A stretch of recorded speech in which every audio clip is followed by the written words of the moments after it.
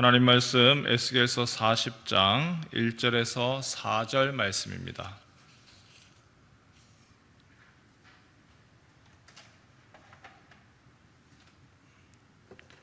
에스겔 40장 1절에서 4절 말씀입니다. 우리가 사로잡힌 지 25째 해 성이 함락된 후 14째 해 첫째 달 10째 날에 곧 그날에 여호와의 권능이 내게 임하여 나를 데리고 이스라엘 땅으로 가시되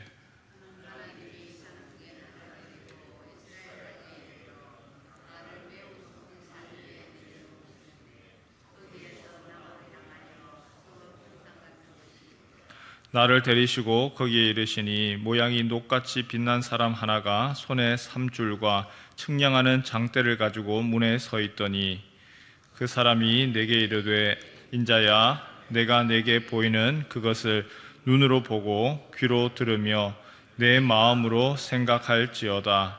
내가 이것을 내게 보이려고 이리로 데리고 왔나니 너는 본 것을 다 이스라엘 족속에게 전할지어다 하더라. 아멘. 에스겔서 다른 선지서와 흡사하게 비슷하게 크게 두 부분으로 나눕니다. 첫 번째로는 1절부터 시작해서 32절 하나님이 죄에 대해서 심판하시겠다. 하나님의 심판에 대한 메시지입니다. 이후에 33장부터 시작해서 마지막 48장까지는 하나님이 심판 이후에 회복시키겠다, 구원하시겠다, 그 두 부분으로 딱 구성이 되어 있습니다. 그래서 어제 우리가 본 것처럼 37장에서는 대표적인 하나님의 회복에 대한 메시지였죠. 마른 뼈 환상입니다. 너희가 마른 뼈가 되고 이제는 다 썩어서 흰 뼈만 드러났다 할지라도 하나님의 말씀이 그곳 가운데 임할 때에 다시금 뼈들이 붙어지고 그리고 그 위에 힘줄이 생기고 살이 붙고 그리고 생기가 들어갈 때에 일어날 거다. 너희 지금 뼈와 같이 지금 모든 것들이 다 망하여져 있고 무덤 같은 상황에서도 내가 건져낼 거다, 내가 회복할 거다라는 메시지였습니다. 오늘 우리가 읽은 40장 1절에서 4절 말씀, 앞으로 계속해서 40장, 41, 2, 3장에 나오는 성전에 대한 회복의 말씀입니다. 하나님이 이번에는 성전을 통하여서 내가 회복시키겠다, 새로운 성전을 짓겠다. 이스라엘 백성들, 특별히 유대 백성들에게 가장 중요한 거 하나를 정하십시오 라고 하면 율법보다도 더 나아가면 성전입니다. 율법에 있어서 정결과 부정을 이야기하는 이유가 무엇이냐면 부정하게 되면 성전을 더럽힐까 봐. 그래서 성전, 하나님이 계신 곳, 하나님의 집인 성전이 다른 어떤 것보다도 중요합니다. 그리고 자긍심이 있었습니다. 성전, 하나님이 계신 곳이다. 이것은 하나님의 집이기 때문에 어떤 이방인이 쳐들어오더라도 이것 결코 부수지 못하고 성전 하나님이 계시기 때문에 하나님이 지키실 거다, 하나님이 보호하실 거다, 그 성전에 대한 자긍심이 아주 컸습니다. 하지만 하나님은 뭐라고 이야기하시죠? 너희가 성전을 더럽히고 내가 이곳에서 행하는 모든 다른 것들을 보니까 가증스럽다, 내가 너희와 함께 있지 못하겠다, 너희의 죄로 인해서 내가 떠나가겠다. 하나님이 성전을 떠나가시는 겁니다. 가장 중요한 신혼집에 그 신혼부부가 없으면 더 이상 신혼집이 아니듯이 하나님의 성전, 그러나 하나님이 계시지 않으니까 하나의 껍데기밖에 되지 않는 거죠. 그래서 하나님이 결국은 바벨론을 통하여서 멸망시킵니다. 성전이 부서집니다. 성전이 부서지니까 이스라엘 백성들의 존재는 어떻느냐? 하나님이 계시지 아니하고 성전이 무너지니까 비참한 신세가 되었습니다. 그런데 하나님이 이제는 무너진 성전인데 내가 이제 다시금 성전을 회복하겠다. 그리고 내가 그곳에 함께 있겠다. 다르게 얘기하면 이스라엘 백성의 정체성, 내가 너희와 함께 있겠다. 하나님의 백성, 선민이 되는 것이죠. 우리 1절 한번 볼까요? 1절에 보니까 언제 그런 일이 있었느냐? 에스겔에게 나타난 환상입니다. 하나님의 환상인데 우리가 사로잡힌 지 25째 해, 에스겔과 주변 사람들이 바벨론으로 포로로 잡혀왔는지 벌써 25년이 되었을 그때입니다. 성이 함락된 후 14째 해 첫째 달 10째 날에 그것을 예루살렘 성과 관련하여서 계산을 해보니까 에스겔은 성전이 무너지기 전에 먼저 잡혀왔죠. 2차 포로 때에 잡혀왔습니다. 그래서 그때가 예루살렘 성전과 관련해서 계산을 해보면 예루살렘 성이 완전히 함락된 후 14년이 지났을 때입니다. 곧 그날에 여호와의 권능이 내게 임하여 나를 데리고 이스라엘 땅으로 가시되, 에스겔서에서는 많은 환상이 있지요.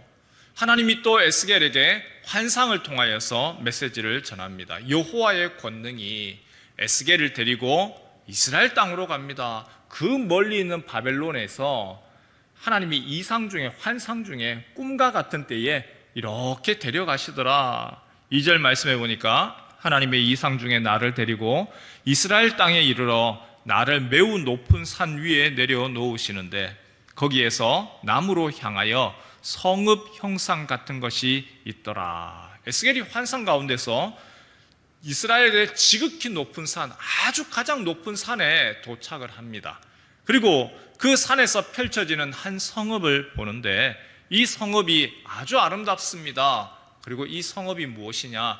하나님이 회복할 바로 아름다운 성읍, 하나님의 성전을 세울 바로 그 장소지요. 3절 보니까 나를 데리시고 거기에 이르시니 모양이 녹같이 빛난 사람 하나가 손에 삼줄과 측량하는 장대를 가지고 문에 서 있더니, 녹같이 빛난 사람, 천사가 모시로 만든 끈과 측량하는 막대기, 측량줄이죠. 이것을 가지고 성읍 입구에서 서 있는 것을 에스겔이 환상 중에 보게 됩니다. 우리 4절 말씀 함께 읽을까요? 시작. 그 사람이 내게 이르되 인자야 내가 내게 보이는 그것을 눈으로 보고 귀로 들으며 내 마음으로 생각할지어다. 내가 이것을 내게 보이려고 이리로 데리고 왔나니 너는 본 것을 다 이스라엘 족속에게 전할지어다 하더라. 천사가 에스겔에게 요구하는 4가지가 있죠. 동사로 나왔죠. 첫 번째, 눈으로 보아라. 두 번째, 귀로 들어라. 세 번째, 마음으로 생각해라. 그리고 네 번째, 본 것을 다 전해라. 다른 말로 얘기를 하면 말해라. 천사를 통하여서 하나님이 에스겔에게 주어진 메시지 명확합니다. 앞으로 일어날 일들, 앞으로 장래의 일들 너만 알고 너만 생각할 것이 아니라 네가 보고, 네가 귀로 듣고 마음에 생각하고 그리고 가서 전해라. 무엇을 해야 됩니까? 뒤에 보면 5절부터 보니 성전에 대한 부분입니다.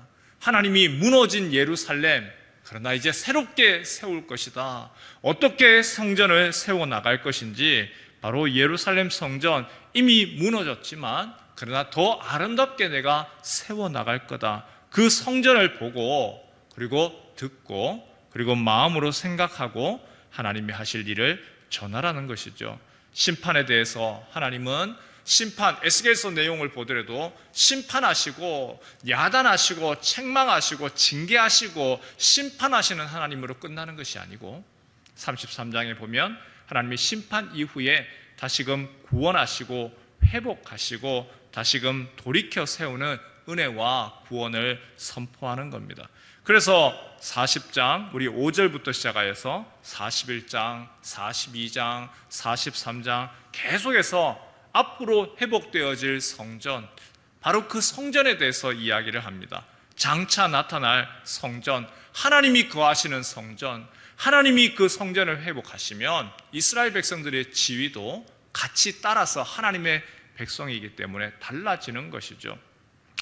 새 성전의 환상을 통하여서 우리가 보는 것이 있습니다. 하나님은 어떤 분이십니까? 하나님은 심판하시고 징계하시는 하나님만이 아니라 하나님은 구원하시고 은혜를 베풀어 주시고 자비를 베푸시는 하나님입니다. 언약 백성에 대해서 하나님이 보호하시고 신실한 사랑을 베푸십니다. 하지만 순서가 있습니다. 이 순서를 기억을 해야 되고 이 순서를 뒤집어 놓으면 안 되죠. 먼저는 바벨론 포로 생활이 있습니다. 죄에 대해서는 하나님의 심판이 있습니다. 죄를 그냥 내버려 둔 채 눈 감으시는 하나님이 아니라 하나님은 공의의 하나님이시기 때문에 죄에 대해서는 하나님이 심판하십니다. 죄에 대한 심판 없이 구원도 없지요. 먼저 바벨론 포로 생활을 통하여서 그들이 죄의 값을 치르게 하고 이후에 하나님이 구원의 회복을 주시는 거죠. 오늘 우리에게 구원도 마찬가지입니다. 그리스도의 십자가의 죽음도 마찬가지입니다. 십자가 은혜, 먼저 죄에 대한 심판이 있습니다. 하지만 다른 것이 있죠. 이스라엘 백성들은 죄의 값을 치렀지만 오늘 우리가 죄의 값을 치르는 것은 아니죠. 오늘 우리는 그 죄의 값을 치를 수 있는 존재가 아닙니다. 그 죄의 무게를 감당할 수가 없습니다.